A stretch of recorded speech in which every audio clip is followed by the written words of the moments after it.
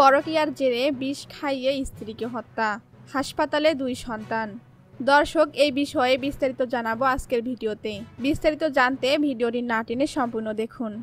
ব্রাহ্মণবাড়িয়ার আখাউড়ায় পরকীয়ার জেরে স্ত্রী আকলিমা বেগম ও তার 2 সন্তান আব্দুল্লাহ এবং জান্নাতকে বিষ খাইয়ে হত্যার অভিযোগ উঠেছে স্বামীর বিরুদ্ধে। বৃহস্পতিবার ব্রাহ্মণবাড়িয়ার জেনারেল হাসপাতালে আকলিমার মৃত্যু হয়। গুরুতর অবস্থায় তার 2 শিশু সন্তান একই হাসপাতালে চিকিৎসাধীন।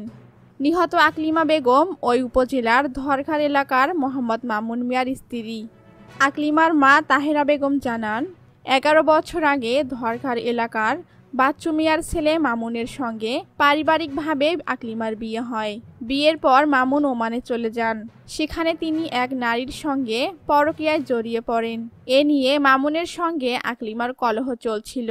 2 বছর আগে মামুন স্থায়ীভাবে দেশে আসার পরেও পরকীয়া চালিয়ে যাচ্ছিলেন। তাহেরা বেগম বলেন, বৃহস্পতিবার সকালে জানতে পারি আকলিমা তার 2 ছেলে মেয়ে নিয়ে হাসপাতালে ভর্তি।